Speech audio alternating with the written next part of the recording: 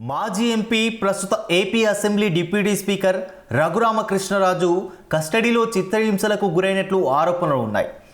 ఈ కేసులో ప్రధాన నిందితుడు A1గా అప్పటి CID chief PV Sunil Kumar ఉన్నారు. కేసు నేపథ్యంలో నేడు విచారణకు హాజరు కానున్నాడు. 2021లో రాజద్రోహం కేసులో రఘురామకృష్ణరాజును సిఐడి అరెస్టు చేసింది. నాడు ఎంపీగా ఉన్న రఘురామకృష్ణరాజుపై థర్డ్ డిగ్రీ ప్రయోగించారనే ఆరోపణలు వెల్లువెత్తాయి. కూటమి ప్రభుత్వం అధికారంలోకి వచ్చాక ఈ కేసు మళ్లీ తెరపైకి వచ్చింది. కేసుకు విజయనగరం ఎస్పీ దామోదర్ విచారణాధికారిగా ఉన్నారు. గతంలోనే విచారణకు హాజరు కావాల్సిందిగా పివి సునీల్ కుమార్కు నోటీసులు జారీ చేశారు. అయితే కుటుంబ సభ్యులు అనారోగ్యంతో ఉన్నారని ఆ దృష్ట్యా విచారణకు హాజరు కాలేనని సునీల్ కుమార్ పేర్కొన్నారు.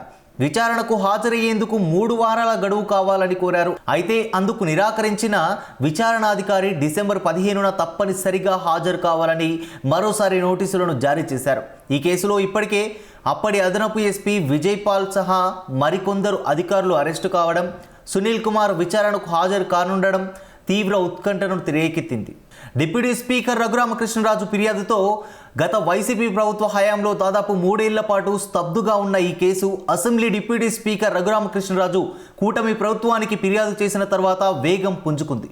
అప్పటి గుంటూరు జీజీహెచ్లో రఘురామకృష్ణరాజుకు గాయాలు కాలేదని నివేదిక ఇచ్చినప్పటికీ సుప్రీంకోర్టు ఆదేశాల మేరకు సికింద్రాబాద్ ఆర్మీ ఆసుపత్రిలో నిర్వహించిన వైద్య పరీక్షల్లో గాయాలు ధృవపడడం ఈ కేసులో కీలక మలుపుగా మారింది. ప్రస్తుతం సస్పెన్షన్లో ఉన్న సీనియర్ ఐపీఎస్ అధికారి పివి సునీల్ కుమార్ నేటి విచారణకు హాజరు కానున్న నేపథ్యంలో ఈ కేసు దర్యాప్తులో ఎలాంటి కీలక సమాచారం బయటకు వస్తుంది, తదుపరి చర్యలు ఎలా ఉండబోతున్నాయనే అంశంపై రాష్ట్ర వ్యాప్తంగా ఆసక్తి నెలకొంది.